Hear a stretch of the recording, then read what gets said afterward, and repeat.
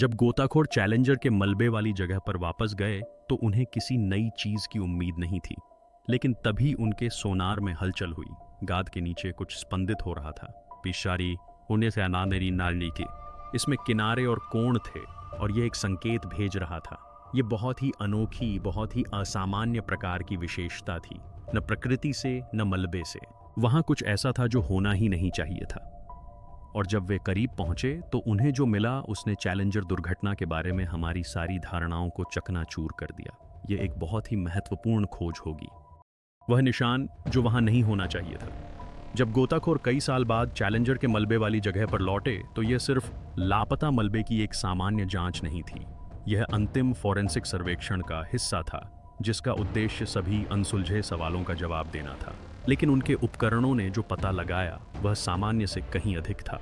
सोनार प्रणाली ने गाद के नीचे एक अजीब लगातार गूंज दर्ज की, ऐसी गूंज जो 1986 में प्रारंभिक बचाव अभियानों में कभी नहीं सुनाई दी थी। यह महज मलबे का ढेर नहीं था, इसके स्पष्ट किनारे, कोण और आयाम थे। एक सोनार तकनीशियन ने कथित तौर पर कहा, ये इस चीज के कोने हैं। प्रकृति इस तरह से रचना नहीं करती। वस्तु की लंबाई लगभग 30 फीट मापी गई। यह पंख या पूंछ का टुकड़ा होने के लिए बहुत बड़ी है, लेकिन खतरे की घंटी आकार से नहीं बजी, बल्कि उससे मिलने वाले संकेतों के पैटर्न से बखी। सोनार ने एक दोहरावदार लयबद्ध संकेत उत्पन्न किया जो स्वाभाविक नहीं लग रहा था। कुछ लोगों ने तो इसे नाड़ी की तरह बताया, धीमी, स्थिर, यांत्रिक। एक क्रू सदस्य ने इसकी तुलना दिल की धड़कन से की। पहले तो उन्हें लगा कि यह किसी पास के जहाज से होने वाली गड़बड़ी हो सकती है, लेकिन सीमा के भीतर कोई दूसरा जहाज नहीं था। ये किसी पनडुब्बी का सिग्नल नहीं था। यह आवाज उसी जगह से आ रही थी। यहीं से अजीब बात शुरू होती है। विमान में सवार कुछ लोगों का मानना था कि यह चैलेंजर विमान की आवाज बिल्कुल नहीं थी।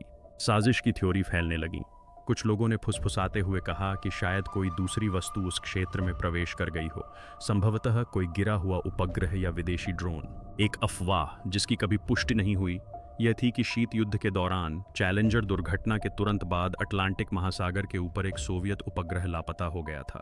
क्या सोनार संकेत कुछ और ही हो सकता है? शायद कुछ ऐसा जो शटल के साथ गिरा हो लेकिन अमेरिकी ना हो। फिर भी चालक दल को सबसे सरल उत्तर मानना पड़ा। यह विसंगति चालक दल के डिब्बे के आकार से मेल खाती थी।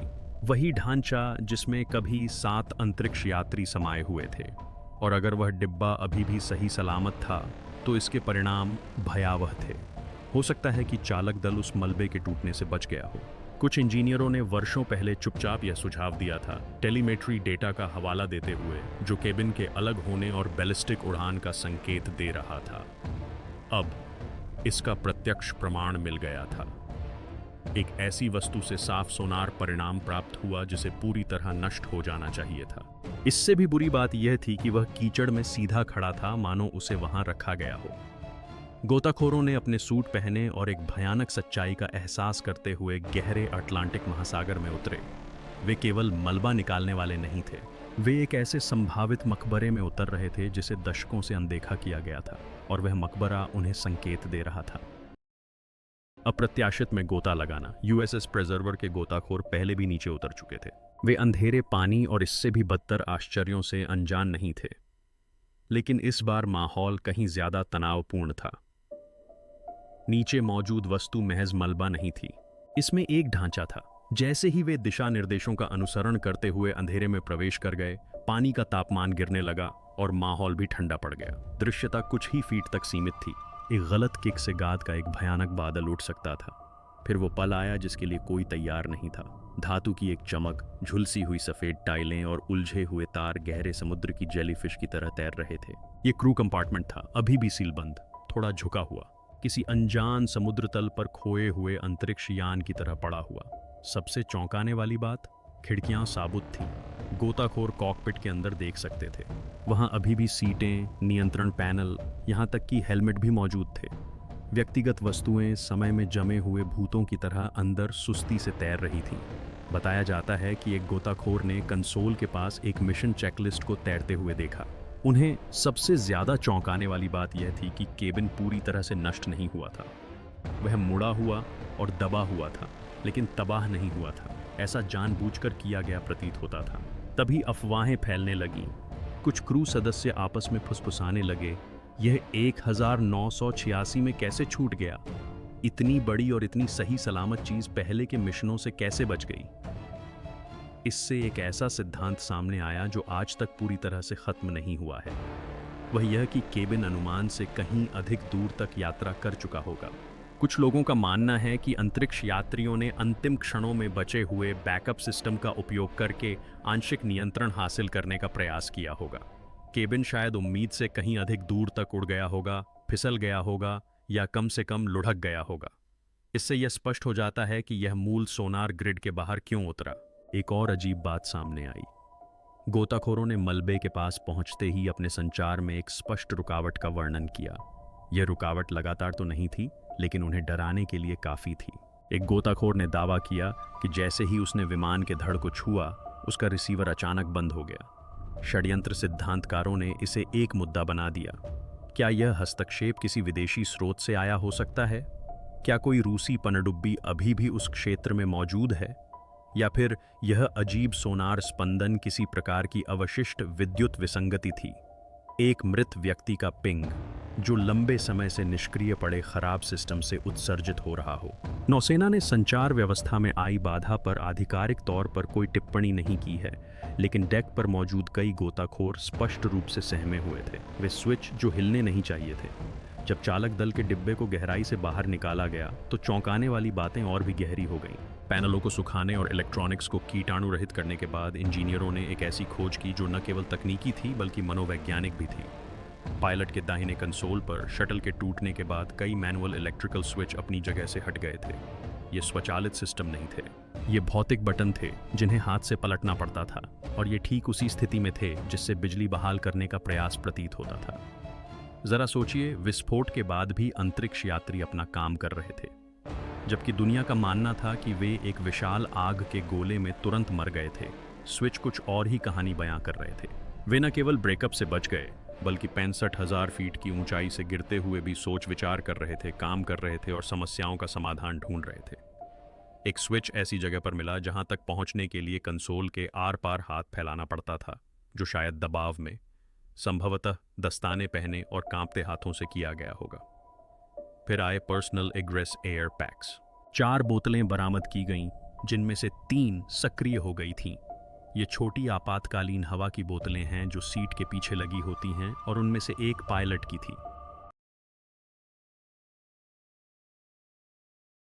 माइक स्मिथ इसे खुद से चालू नहीं कर सकता था। टैंक की स्थिति ऐसी थी कि सीट बेल्ट बांधे रहने के दौरान उस तक पहुंचना असंभव था। इसका मतलब है कि किसी और ने, संभवतः अंतरिक्ष यात्री जुडिथ रेसनिक या एलिसन ओनिजुका ने, आगे बढ़कर उसके लिए इसे चालू किया था। एक यांत्रिक आपदा में मानवीय क्षण, इसने सब कुछ बदल दिया।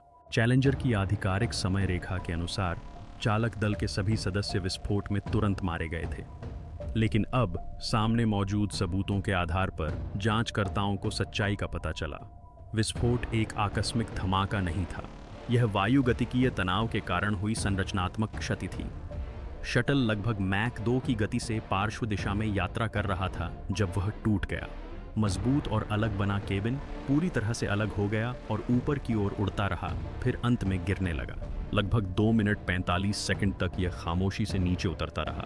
ऐसी अफवाहें हैं, हालांकि अभी तक इनकी पुष्टि नहीं हुई है, कि विस्फोट में टेलीमेट्री से कट जाने के बावजूद कॉकपिट की एक गुप्त ऑडियो रिकॉर्डिंग बच गई थी, जिसे बाद में बरामद कर लिया गया। आधिकारिक अंतिम शब्द ऊह ओह हैं, जो T+73 सेकंड पर रिकॉर्ड किए गए थे, लेकिन कुछ अंदरूनी सूत्रों का दावा है कि मामला इससे भी आगे बढ़ चुका है। ऐसी अफवाहें हैं कि एक गोपनीय टेप में चालक दल के सदस्यों को बात करते, प्रार्थना करते या मुक्त पतन के दौरान केबिन को उड़ाने की कोशिश करते हुए रिकॉर्ड किया गया है। नासा ने बार बार इसका खंडन किया है, लेकिन ये सिद्धांत अभी भी कायम हैं। और फिर वो सवाल सामने आया जो सबको परेशान करता है, अगर वे जीवित थे तो क्या टक्कर के समय वे होश में थे? शव परीक्षण रिपोर्ट और संरचनात्मक विश्लेषण ने बाद में पुष्टि की कि केबिन 200 मील प्रति घंटे से अधिक की गति से पानी से टकराया, जिससे 200 जी से अधिक का बल उत्पन्न हुआ। यह सब तात्कालिक था, घातक। लेकिन अगर केबिन में दबाव बना रहता और PAPS काम कर रहा होता तो चालक दल अंतिम क्षण तक जागता रह सकता था। वह खोज जिसने दूसरी जांच को जन्म दिया। प्रारंभिक बचाव कार्य के वर्षों बाद जब सोनार सिग्नेचर ने चैलेंजर के मलबे में फिर से रुचि जगाई तो एक गुप्त दूसरी जांच चुपचाप शुरू की गई, जिसका उद्देश्य लापता हिस्सों को खोजना नहीं था बल्कि यह पता लगाना था कि वहां और क्या हो सकता था। गोताखोरों को चालक दल का डिब्बा मिल गया था। स्विच और एयर पैक से जीवित लोगों के होने का संकेत मिला, लेकिन नौसेना की खुफिया एजेंसियों को कुछ और ही परेशान कर रहा था। जिस स्थान पर वह कंपार्टमेंट मिला उसके सटीक निर्देशांक मूल विस्फोट मॉडलिंग से अनुमानित बहाव पैटर्न से मेल नहीं खाते थे। 1986 में किए गए समुद्री धारा सिमुलेशन के अनुसार क्रू केबिन को उस स्थान से लगभग 20 मील उत्तर में पाया जाना चाहिए था जहां वह वास्तव में मिला था। इससे एक बेहद चिंताजनक सवाल खड़ा हो गया, क्या केबिन खुद अपनी जगह से हिला या उसे किसी ने हिलाया? खुफिया विश्लेषकों के बीच एक सिद्धांत तुरंत सामने आया। शीत युद्ध के दौरान सोवियत संघ ने अमेरिका के पूर्वी तट पर कई गहरे समुद्र में मछली पकड़ने वाले जहाज तैनात किए थे। ये जहाज निगरानी उपकरणों से लदे हुए थे और कभी-कभी गुप्त समुद्री अभियानों में सक्षम छोटी पनडुब्बियों का भी इस्तेमाल करते थे। सन 1986 की शुरुआत में अमेरिकी नौसेना के कुछ सोनार लॉग में पहली खोज के दौरान जलप्रपात के पीछे धुंधली पानी के भीतर की गतिविधियों को दर्ज किया गया था। उस समय इन संकेतों को व्हेल या सोनार की गड़बड़ी मानकर नजरअंदाज कर दिया गया था, लेकिन केबिन के दोबारा मिलने के बाद उन रिकॉर्डिंग का पुनः विश्लेषण किया गया। कई ध्वनि विश्लेषकों ने निष्कर्ष निकाला कि ये आकृतियां प्राकृतिक नहीं थीं। इनमें गति, स्थिरता और एक धात्विक प्रतिध्वनि प्रोफाइल थी जो कई सबवूफरों से मेल खाती थी। ये एकमात्र विसंगति नहीं थी। एक गोताखोर ने, जिसने बाद में बंद कमरे में गवाही दी, दावा किया कि चालक दल के डिब्बे का बाहरी हैच, जो सामान्यतः अंदर से बोल्ट से बंद होता है, ऐसा लग रहा था जैसे उसके साथ छेड़छाड़ की गई हो या उसे दोबारा बंद किया गया हो। यह विस्फोट से फटा नहीं था बल्कि पानी के अंदर खोला और बंद किया गया था। गुमनामी की शर्त पर गवाही देने वाले इस गोताखोर ने कहा कि उसने हैच के किनारों पर औजारों के निशान देखे थे। बेशक यह बात कभी सार्वजनिक नहीं की गई। आधिकारिक रिपोर्टों में कहा गया था कि टक्कर के कारण हैच आंशिक रूप से विकृत हो गया था, लेकिन आज भी कुछ लोगों का मानना है कि रूसी पहले वहां पहुंचे, केबिन की जांच की और फिर चुपचाप उसे वापस डूबने दिया। इससे संबंधित एक और भी अजीब सिद्धांत गहरे समुद्र से डेटा इंटरसेप्शन से जुड़ा है। कुछ स्वतंत्र शोधकर्ताओं का मानना है कि चैलेंजर से आया अजीबोगरीब सोनार हार्टबीट सिग्नल असल में चैलेंजर से नहीं था बल्कि एक ब्लैक बॉक्स जैसे डेटा बीकन से था, जो विमान के टूटने के दौरान अलग हो गया था और दशकों बाद भी साप्ताहिक रूप से डेटा भेज रहा था। ऐसे किसी उपकरण के विमान में होने की आधिकारिक तौर पर कभी पुष्टि नहीं हुई, लेकिन दुर्घटना से ठीक 2 साल पहले लॉकहीड मार्टिन की शटल संचार टीम ने स्वचालित उड़ान डेटा रिकवरी पॉड के लिए पेटेंट दाखिल किया था। द्वितीयक बचाव अभियानों के दौरान सतह पर लाई गई एक वस्तु ने न केवल इंजीनियरों का बल्कि खुफिया एजेंसियों का भी ध्यान आकर्षित किया। यह एक अकेली तापीय सुरक्षा टाइल थी जो वायुमंडल में पुनः प्रवेश के दौरान ऑर्बिटर की सुरक्षा के लिए डिजाइन किए गए हीट शील्ड सिस्टम का हिस्सा थी। ये सिलिका टाइलें बनावट में ही नाजुक थीं, गर्मी के प्रति तो मजबूत थीं, लेकिन भौतिक तनाव के प्रति भंगुर थीं। विस्फोट के दौरान इनमें से अधिकांश वाष्पीकृत हो गईं या चकनाचूर हो गईं, लेकिन यह एक टाइल न केवल पूरी तरह से सही सलामत थी बल्कि लगभग एकदम नई जैसी थी, बस एक किनारे पर हल्की खरोंचें थीं। इस तथ्य ने ही लोगों को आश्चर्यचकित कर दिया। विशेषज्ञों ने टाइल की जांच की और तुरंत कुछ अजीब बात महसूस की। इस पर न तो कालिख थी, न ही जलने के कोई निशान थे जो प्रक्षेपण फुटेज में कैद आग के गोले से मेल खाते हों। वास्तव में परीक्षणों से पता चला कि यह कभी भी पुनः प्रवेश के तापमान या विस्फोट के स्तर की गर्मी के संपर्क में नहीं आई थी। यह विमान के टूटे हुए हिस्से का टुकड़ा नहीं था। ऐसा लग रहा था कि इसे कहीं सुरक्षित रखा गया था, संभवतः संरक्षित किया गया था और फिर बाद में उस स्थान पर रखा गया था। लेकिन किसने और क्यों? एक सिद्धांत यह था कि शायद यह टुकड़ा उड़ान के दौरान टूटकर अलग हो गया हो और किसी तरह बिना टूटे नीचे आ गिरा हो, जो कि विमान के टूटने से उत्पन्न वायुगतिकीय अराजकता को देखते हुए लगभग असंभव था। नौसेना के कुछ पर्यवेक्षकों के बीच एक और अधिक चिंताजनक विचार जोर पकड़ने लगा कि टाइल को जानबूझकर रखा गया था, संभवतः दुष्प्रचार की रणनीति के तहत।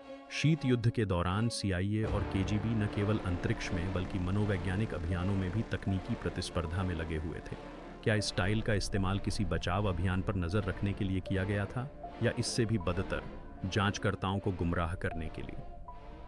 1989 के एक गोपनीय दस्तावेज से पता चला कि नासा और नौसेना को एक गुमनाम सूचना मिली थी, जो अब खो चुके एक फैक्स पर टाइप की गई थी, जिसमें दावा किया गया था कि शटल के दूसरे गोता के दौरान केबिन में बाहरी सामग्री डाली गई थी। सूचना में आरोप लगाया गया था कि हीट शील्ड के एक हिस्से में सोवियत सिरेमिक परत थी, जिसका इस्तेमाल किसी भी जांच अमेरिकी शटल मॉडल में नहीं किया गया था। नासा ने इस बात से इनकार किया और जोर देकर कहा कि बरामद की गई सभी सामग्री अमेरिकी डिजाइन के अनुरूप थी, लेकिन उन्होंने चुपचाप उस टाइल का दोबारा परीक्षण किया। सूक्ष्म विश्लेषण से एक चौंकाने वाली बात सामने आई। रूस के भीतरी इलाकों में स्थित यूराल पर्वत श्रृंखला में पाए जाने वाले अत्यंत सूक्ष्म खनिज कण। बेशक यह जानकारी रोजर्स आयोग की रिपोर्ट में प्रकाशित नहीं हुई। कुछ लोगों का तर्क है कि कणों का यह संदूषण जहाज़ों के गिट्टी या सोवियत महासागरीय धाराओं के बहाव से आया हो सकता है। लेकिन सच्चाई यही है कि चैलेंजर का एक टुकड़ा रूस से आए खनिज चिह्नों के साथ मिला। चाहे वह तोड़-फोड़, दुर्घटना या जासूसी के जरिए आया हो, इसने एक चिंताजनक संभावना को जन्म दिया है कि अमेरिकी नौसेना के वहां पहुंचने से पहले किसी और ने चैलेंजर के मलबे को छुआ था। वह टेप जो कथित तौर पर कभी रुका ही नहीं। चालक दल के डिब्बे को उठाकर, उसकी जांच करके और केप कैनावेरल स्थित एक गुप्त भंडारण स्थल में चुपचाप सील कर दिए जाने के बाद अंतरिक्ष और सैन्य खुफिया हलकों में एक कॉकपिट वॉइस रिकॉर्डिंग के बारे में अफवाहें फैलने लगीं, जो आधिकारिक तौर पर कभी अस्तित्व में ही नहीं थी। नासा की सार्वजनिक रिपोर्टों के अनुसार शटल के हवा में बिखरने के ठीक T+73,162 सेकंड पर सभी ऑनबोर्ड डेटा ट्रांसमिशन बंद हो गया था। रिकॉर्ड में अंतिम शब्द पायलट माइक स्मिथ के भयावह ऊह ओह थे। लेकिन रॉकवेल इंटरनेशनल, प्रमुख शटल निर्माता के 2 पूर्व ठेकेदारों सहित अंदरूनी सूत्रों ने दावा किया कि अंतिम चरण के संशोधन के दौरान चालक दल के केबिन के एवियोनिक्स में एक द्वितीयक उड़ान रिकॉर्डर को गुप्त रूप से एकीकृत किया गया था। प्राथमिक ब्लैक बॉक्स के विपरीत, जो जमीनी स्टेशनों को टेलीमेट्री डेटा भेजता था, यह इकाई कथित तौर पर आंतरिक रूप से संचालित थी, ईएमपी और जी फोर्स से सुरक्षित थी और मध्य डेक बल्कहेड के पास लगाई गई थी। इसका उद्देश्य नियमित डेटा लॉगिंग नहीं था। इसका इस्तेमाल गुप्त सैन्य पेलोड उड़ानों के लिए किया जाना था, जिनमें से कई को चैलेंजर के भविष्य के मिशनों के लिए पहले से ही योजनाबद्ध किया गया था। यहीं से मामला चिंताजनक हो जाता है। इन मुखबिरों के अनुसार उपकरण को कॉकपिट की अन्य सामग्रियों के साथ बरामद किया गया था, लेकिन आधिकारिक जांच में इसके अस्तित्व को कभी स्वीकार नहीं किया गया। खोजे जाने के कुछ ही घंटों के भीतर इसे रक्षा विभाग की हिरासत में ले लिया गया। फिर यह अफवाह फैलती रही कि इस रिकॉर्डर ने 2 मिनट 4 सेकंड के पतन के दौरान की ऑडियो रिकॉर्डिंग की थी, जो कि विघटन के क्षण से काफ़ी आगे की थी। कुछ लोगों का कहना है कि ऑडियो में अंतरिक्ष यात्रियों को एक दूसरे को निर्देश देते हुए, स्विच दबाते हुए और उतरने की प्रक्रिया को स्थिर करने की कोशिश करते हुए सुना जा सकता है। अन्य लोग शांत सांस लेने का जिक्र करते हैं और एक समय पर एक आवाज़ सुनाई देती है, हम मुक्त पतन में हैं, मेरे साथ बने रहो। कुछ फुसफुसाहटें यह भी संकेत देती हैं कि दबाव को पुनः बढ़ाने के प्रयास किए गए थे। हालांकि इंजीनियरों का कहना है कि उन परिस्थितियों में ऐसा कोई प्रयास संभव नहीं था। वर्षों बाद पूछे जाने पर नासा ने ऐसी किसी भी रिकॉर्डिंग के अस्तित्व से इनकार किया। लेकिन एलन जे मैकडॉनल्ड जैसे पत्रकारों ने, जिन्होंने नासा के सुरक्षा संबंधी फैसलों के खिलाफ गवाही दी थी, निजी साक्षात्कारों में बताया कि दुर्घटना संबंधी शुरुआती रिकॉर्ड से कई पन्ने राष्ट्रीय सुरक्षा के लिए नहीं, बल्कि चालक दल की गरिमा बनाए रखने के लिए हटाए गए थे। नासा के एक अन्य पूर्व उड़ान निदेशक ने दावा किया कि रिकॉर्डिंग को कभी जारी न करने का असली कारण यह था कि इससे जनता की उनके प्रति नज़र बदल जाती, वे पीड़ितों से योद्धा बन जाते। शायद सबसे चौंकाने वाली बात यह है कि 1996 में जियो के बजट ऑडिट में एक गोपनीय मद का खुलासा हुआ, जिसमें बायोमेट्रिक और ऑडियो रिकवरी प्रोग्राम STS-50-1L की एक बंद फाइल का जिक्र था। अगर रिकॉर्डिंग मौजूद है और उससे यह पुष्टि होती है कि चालक दल अपने अंतिम क्षणों में होश में था, संवाद कर पा रहा था और सक्रिय था, तो यही चैलेंजर का मिशन नंबर था। जब इंजीनियर चालक दल के डिब्बे से बरामद अवशेषों की जांच कर रहे थे, तो एक चीज ने उन्हें भ्रमित और चिंतित कर दिया। आगे के हैच की प्रेशर सील अभी भी सही सलामत थी। मैक 1.9 से अधिक की गति से हिंसक रूप से टूटकर 65,000 फीट की ऊंचाई से गिरने वाले वाहन में पूर्ण विसंपीड़न की उम्मीद थी। शटल की संरचनात्मक विफलता से वायुरोधी सील टूट जानी चाहिए थी, लेकिन ऐसा नहीं हुआ। मध्य डेक को ऊपरी वायुमंडल के निर्वात से अलग करने वाली गैस्केट फटी नहीं थी, बल्कि दब गई थी और आंतरिक दबाव विश्लेषण से एक चौंकाने वाली बात सामने आई।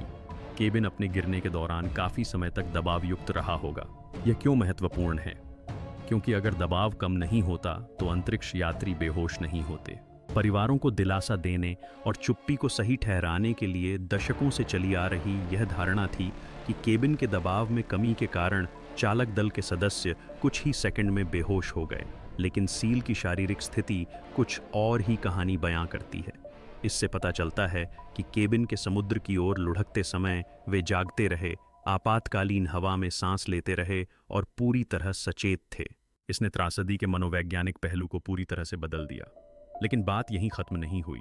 एक फोरेंसिक रिपोर्ट जो बाद में स्वतंत्र जांचकर्ताओं को लीक हुई से पता चला कि केबिन की एक आंतरिक रेलिंग एक तेज कोण पर नीचे की ओर मुड़ी हुई थी। अंतरिक्ष यात्री शून्य गुरुत्वाकर्षण वाले वातावरण में खुद को खींचने के लिए इन रेलिंगों का उपयोग करते हैं, लेकिन गिरते और घूमते हुए कॉकपिट में कोई रेलिंग इस तरह नहीं मुड़ेगी जब तक कि कोई उस पर जबरदस्त बल से सहारा न ले रहा हो। यह एक भयावह तस्वीर पेश करता है। कम से कम एक क्रू मेंबर, शायद कमांडर स्कोबी, खुद को स्थिर करने की कोशिश कर रहा था। संभवतः जो भी चीज काम कर रही थी उसका इस्तेमाल करके अपनी दिशा को नियंत्रित करने का प्रयास भी कर रहा था।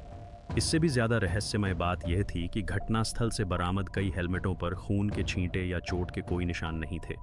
चिकित्सा विशेषज्ञों ने बाद में सुझाव दिया कि इससे टक्कर से पहले चेतना का पता चलता है, क्योंकि अचानक गति कम होने से लगने वाली चोटों के विशिष्ट निशान बन जाते हैं। लेकिन ये हेलमेट साफ सुथरे, सही सलामत और सील बंद थे। दूसरे शब्दों में कहें तो ये झटके सहने के लिए पूरी तरह से तैयार थे। और फिर सील बंद कंपार्टमेंट का कूलिंग लूप भी है, जो पर्यावरण नियंत्रण प्रणाली ECS का हिस्सा है। मध्य डेक के नीचे से बरामद किया गया एक तापमान सेंसर प्रयोगशाला में दोबारा चालू किए जाने पर भी पुरानी जानकारी दर्ज कर रहा था। अंतिम दर्ज आंतरिक तापमान 51 डिग्री फ़ारेनहाइट, बेहद ठंडा लेकिन जीवित रहने लायक। इसका निहितार्थ क्या था? ब्रेकअप के बाद भी जीवन रक्षक प्रणाली आंशिक रूप से काम कर रही थी। कुछ तो था जो उम्मीद से कहीं अधिक समय तक टिका रहा, और इसने एक और भयावह अटकलबाजी का द्वार खोल दिया।